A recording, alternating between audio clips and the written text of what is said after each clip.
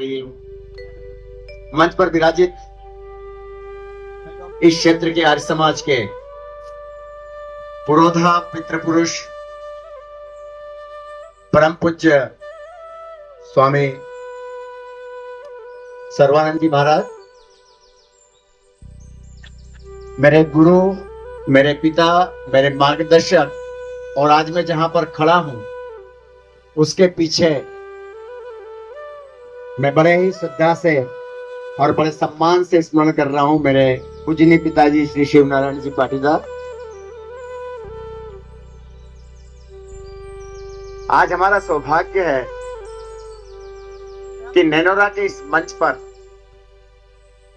आर्य समाज की 3 ऐसी हस्तियां मौजूद है जिन्होंने न केवल भारतवर्ष में बल्कि भारतवर्ष के बाहर भी इस क्षेत्र का, इस अंचल का और आर्य समाज का नाम गौरवान्वित किया। मैं श्रद्धा के साथ में याद करना चाहूंगा आचार्य सोमदेव जी शास्त्री, जिन्होंने इनकी नैनोरा को एक पहचान दिलाई है। मेरा बाल्यकाल मुझे याद है, मैं जब छोटा था और व्याकरण के ऊपर आप अपनी एक पुस्तिका लिख रहे थे तो नारायणगढ़ में काफी समय बिताया और हम सुना करते थे, समझा करते थे किस विषय था। लेकिन अपने जीवन की यात्रा वहां से शुरू करके और अंतरराष्ट्रीय स्थान पर अपनी एक पहचान स्थापित करने वाले परम पूज्य आदरणीय सोमदेव शास्त्री जी, हमारा सौभाग्य है कि मेरठ से चल करके और हमारे बीच में आदरणीय रणधीर जी शास्त्री, जो कि न केवल भारतवर्ष में बल्कि भारतवर्ष के बाहर भी आर्य समाज का प्रचार प्रसार कर रहे हैं। महर्षि दयानंद के मिशन को लेकर के जिनमें सदैव तड़फ रहती है और मैं तड़फ देखता हूं, मेरे वरिष्ठ आदरणीय भाई अभय देव जी जो बूंदी से चल करके हमारे बीच में पधारे हैं, आदरणीय ठाकुर साहब, भाई प्रणव जी शास्त्री, परम पूज्य मिथिलेश जी नागर गुरु जी, उपस्थित सभी आर्य महानुभाव, हेलो, प्रधान जी आदरणीय उज्जैन जी साहब, दयानंद जी, वीरेंद्र जी, दशरथ जी, मैं किन किन के नाम लूं, और अंचल के आर्य समाजों से पधारे सभी आर्य महानुभाव, मातृशक्ति और गुरुकुल की हमारी ब्रह्मचारिणियां। मैं सबसे पहले मातृशक्ति को बधाई देना चाहूंगा। नववर्ष की स्थापना के साथ साथ महत्वपूर्ण है आर्य समाज की स्थापना दिवस की, क्योंकि यदि आज मां नारी शक्ति और हमारी मातृशक्ति यहाँ पर बैठी है तो आपके ऊपर बहुत बड़ा उपकार है महर्षि दयानंद का। उस वजह से आप आज यहाँ पर बैठी हुई है। एक बार जोरदार अभिनंदन करके और महर्षि दयानंद को अपनी ओर से श्रद्धांजलि अर्पित करें। काश ऋषि ना होता तो आज नारी शक्ति का स्त्री और शूद्रों को वेद पढ़ने का अधिकार नहीं है, उन्हें शिक्षा प्राप्त करने का अधिकार नहीं, उन्हें अनपढ़ रहना चाहिए। एक संत पैदा हुआ और एक बड़ा परिवर्तन। अभी मेरे जो पूर्व वक्ता कह रहे थे कि महर्षि दयानंद ने एक ही क्षेत्र में काम नहीं किया, लेकिन अपने छोटे से अल्प जीवन में विविध क्षेत्रों में काम किया, चाहे वो आध्यात्मिक चेतना का क्षेत्र हो, चाहे वो राष्ट्रीय चेतना का क्षेत्र हो, चाहे वो सामाजिक चेतना का क्षेत्र हो, चाहे वो नारी शक्ति के उत्थान का विषय हो, चाहे वो जाति प्रथा समाप्त करने का विषय हो, चाहे वो पुनर्विवाह का विषय हो, बाल विवाह उन्मूलन का विषय हो, पता नहीं कितने अनेक विषयों पर छोटे से जीवन में महर्षि दयानंद ने अपना काम किया। मेरे अभी कुछ मित्र कह रहे थे कि आर्य समाज की प्रासंगिकता समाप्त हो गई है। जरा महर्षि दयानंद के कामों को देखिए, किन उद्देश्यों को लेकर के और महर्षि दयानंद ने आर्य समाज की स्थापना की थी। और हमारे लिए गौरव की बात यह है कि 151 वर्ष पूर्व जो कार्यक्रम महर्षि दयानंद ने आर्य समाज के माध्यम से भारतवर्ष को दिए थे, आज वो सारे कार्यक्रम हमारी सरकारें एडॉप्ट कर चुकी है और हमारी सरकारें उस कार्यक्रम को कर रही है। इसलिए हमको लगता है कि आर्य समाज कमजोर हो गया है, आर्य समाज शिथिल हो गया है, बल्कि आर्य समाज शिथिल नहीं हुआ। महर्षि दयानंद ने जो आवाज उठाई थी और महर्षि दयानंद का जो उद्देश्य था वो उद्देश्य पूर्ण होने को और जा रहा है। लेकिन फिर भी हमको आर्यजनों को सचेत होने की जरूरत है। आज भी समाज में बहुत सारी कुरीतियां हैं, आज भी समाज में बहुत सारा अंधविश्वास है, आज भी समाज में बहुत सारी रूढ़ियां हैं, आज भी समाज में बहुत सारी ऐसी मान्यताएं हैं जो हमारे समाज को लगातार पतन की ओर ले जा रही है, और हमने धर्म के सरल और सुगम माध्यमों को ये मान लिया है कि मैं इतना सा कर लूंगा, एक कावड़ अपने कंधे पर रख करके और 200-400 किलोमीटर चल लूंगा, तो उससे जो है मुझे धर्म लाभ हो जाएगा। या फिर मैं पैदल यात्रा करके और आसपास के किसी धार्मिक स्थान पर चला जाऊंगा, तो शायद है कि मुझे धर्म लाभ हो जाएगा। या मैं अपने इष्ट देव को, जिसकी आप पूजा आराधना अर्चना करते हैं, उसके नाम से कोई छोटी मोटी मन्नत करते हैं, और मन्नत करके और उसको यदि कोई अपनी ओर से एक भेंट चढ़ा देते हैं, तो आप ये मानते हैं कि आपने उसके ऊपर बहुत बड़ा उपकार कर दिया, या आपकी मन्नत जो है उसकी वजह से हुई है पूरी। तो ये जो आज आडंबर है समाज में, आज ये जो हमारे युवाओं में भटकाव है, इसके ऊपर चिंतन करने की आवश्यकता है कि ये इससे धर्म लाभ नहीं हो सकता। धर्म की जो परिभाषा वेदों में दी और महर्षि दयानंद ने कहा है, जो धारण करने योग्य है वो धर्म है। तो जीवन में हमें किन कर्मों को धारण करना है, उन कर्मों को अपने जीवन में यदि हम धारण करेंगे तो निश्चित रूप से हम धर्म लाभ ले पाएंगे। तो मैं बात कर रहा था आपसे कि महर्षि दयानंद ने जब आर्य समाज की स्थापना की, तो मैं आपको बता दूं, यहाँ जितने सज्जन महानुभाव बैठे हैं, मैं एक जरूर बात अपने अंतर्मन की आपके साथ में शेयर करना चाहूंगा कि मैं राष्ट्रीय मंचों पर बोला हूँ, और राष्ट्रीय मंचों पर बोलने में मुझे कभी विचार नहीं होता है, मुझे कोई परेशानी नहीं होती, कोई झिझक नहीं होती और कोई चिंता भी नहीं होती है। लेकिन जब जब आर्य समाज के मंचों पर बोलने के लिए मैं खड़ा होता हूँ, तो मुझे बहुत विचार करना पड़ता है, बहुत चिंतन करना पड़ता है, और जब तक मेरा व्याख्यान नहीं हो जाए तब तक जो है मेरे मन में तनाव रहता है कि मैं विद्वानों के बीच में जाकर के और अपनी बात कहने जा रहा हूँ, तो मेरी कोई भी बात ऐसी ना हो जो कि शास्त्रों के विरुद्ध हो। तो यह बड़ी चुनौती है। आप सब विद्वज्जन है और मैं आपको सुन रहा था, आप सब लोगों को, सब अपने आप में चलते हुए एक चिंतक है, जो समाज में एक नई धारा का प्रवाह कर रहे हैं, जो समाज में एक नई विचारधारा का प्रवाह कर रहे हैं।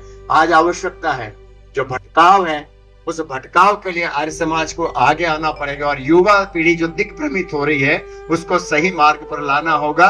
और ये धर्म के जो नानाविध उपाय आज समाज में प्रस्तुत किए जा रहे हैं, इसके ऊपर चिंतन करने की जरूरत है। देखिए, बहु देवतावाद, बहु ईश्वरवाद, इसने हमारा बहुत नुकसान किया है।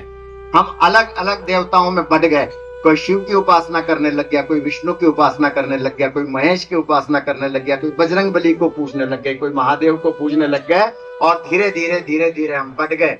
भला हो तुलसीदास का, जिन्होंने कि ब्रह्म के अवतार को जो है, विष्णु के अवतार को जो है, महेश के अवतार की पूजा करा करके और रामायण की रचना करके, और दोनों को, शैव मत और वैष्णव मत, दोनों को एक साथ लाने का प्रयास किया। तो आज आवश्यकता है कि जिसको हम अपना हिंदू धर्म कहते हैं, उस हिंदू धर्म के ऊपर हम, जो वैदिक धर्म हमारा है, उस वैदिक धर्म की दिशा में हमारे युवाओं को ले जाए। काम बहुत चुनौतीपूर्ण है, और स्वाभाविक बात है कि आर्य समाज के लिए यदि काम करना है और आर्य समाज की विचारधारा को यदि, ये मैं दिन सुन रहा था, उत्तर प्रदेश के मुख्यमंत्री योगी आदित्यनाथ जी, कोई एक आपकी अदालत एक कार्यक्रम आता है, उस आपकी अदालत के कार्यक्रम में मैं उनको सुन रहा था, योगी आदित्यनाथ जी को, तो उन्होंने एक बहुत बढ़िया बात कही। उन्होंने ये कहा कि मेरे जीवन में यदि बदलाव आया है तो एक किताब है जिसने मेरे जीवन को बदला है, और वो किताब है महर्षि दयानंद की लिखी हुई सत्यार्थ प्रकाश ने, जिसने मेरे जीवन को बदल दिया। ऐसे एक नहीं, ऐसे हजारों उदाहरण, ऐसे लाखों उदाहरण हैं जिसने कि महर्षि दयानंद ने उन लोगों के जीवन बदल दिए। स्वामी श्रद्धानंद की हम लोग जो है जयंती मना रहे हैं, बलिदान दिवस मना रहे हैं, और उस बलिदान दिवस के अवसर पर जिनने स्वामी श्रद्धानंद के जीवन को पढ़ा है, महर्षि ने एक ही बात कही थी, हो तो हीरा लेकिन राख में कीचड़ में पड़े हो। और वहीं से एक जीवन की उतनी बदलाव होता है और परिवर्तन होता है। उसके बाद में महर्षि दयानंद के बाद में वो आर्य समाज की अलग जगाते हैं, और उसके बाद कन्याओं के लिए गुरुकुल की स्थापनाएं करते हैं और ऋषि के मिशन को आगे बढ़ाते हैं। तो ऐसे एक नहीं, अनेक सेनानी जो है आर्य समाज ने दिए। हम अलग अलग मंचों पर बात करें, लाला लाजपत राय, राम प्रसाद बिस्मिल, खुदीराम बोस, भगत सिंह, चंद्रशेखर आजाद, ऐसे कितने असंख्य नाम हम जिनको गिना सकते हैं। और इस देश को यदि पहला स्वराज और स्वदेशी शब्द दिया किसी ने था तो वो 1857 से पूर्व महर्षि दयानंद ने दिया था। और महर्षि दयानंद ने कहा था कि विदेश का राज्य कितना ही बढ़िया कौन हो, लेकिन स्वदेशी राज्य से बेहतर नहीं हो सकता है। तो ये महर्षि दयानंद का सोच था, ये चिंतन था कि देश आजाद होना चाहिए। और देश की आजादी की लड़ाई के लिए जब महर्षि दयानंद का हम जीवन चरित्र पढ़ते हैं तो जीवन चरित्र में हम ये पाते हैं कि 1855 से लेकर के और 1859-60 के आसपास तक महर्षि के जीवन की बहुत सारी जानकारी हमको मिलती नहीं है। उसकी केवल और केवल वजह यह है कि महर्षि दयानंद उस समय राष्ट्रीय चेतना का एक आंदोलन चला रहे थे और राष्ट्रीय चेतना के आंदोलन के माध्यम से वो लोगों को जगा रहे थे। और जो 1857 की क्रांति पैदा हुई थी, उस क्रांति में भी महर्षि दयानंद की कहीं न कहीं भूमिका थी। और जब पट्टाभी सीताराम आर्य समाज कांग्रेस का इतिहास लिखते हैं तो वो लिखते हैं उसके अंदर में कि 75% से अधिक स्वतंत्रता संग्राम सेनानी सीधे सीधे आर्य समाज से आए हैं। और उससे आगे वो लिखते हैं कि आजादी के आंदोलन में आर्य समाज के कार्यकर्ताओं और आजादी के आंदोलन के कार्यकर्ताओं में विभेद करना बहुत मुश्किल था। मतलब दोनों ही जो विचारधारा वाले लोग थे वो एक साथ निकल करके और आर्य समाज के मंचों से आए हैं। तो महर्षि दयानंद ने वो काम किया है, चाहे वो सामाजिक चेतना का हो, चाहे वो राष्ट्रीय चेतना का हो, नारी शक्ति के उत्थान का, हम जितनी बात करें उतनी कम है। लेकिन अभी भी मिशन हमारा अधूरा है, अभी भी ऋषि का काम हमारा बहुत बाकी है। और उसके ऊपर हम लोगों को मिलकर के और संयुक्त रूप से काम करना होगा। और हमारी आदरणीय शर्मा जी मंदसौर से हमारे बीच में थे, वो बात कर रहे थे कि आर्य समाज मंदसौर कमजोर हुआ है। और कमजोर होने की वजह जो हम समझते हैं, हमारे यहाँ एक कहा जाता है, किसी ने कवि ने बहुत सुंदर बात कही कि जो वृक्ष अपनी कोपलों का स्वागत नहीं करते वो अक्सर ठूट हो जाया करते हैं। जो वृक्ष अपने कोपलों का स्वागत नहीं करते हैं वो अक्सर ठूट हो जाया करते हैं।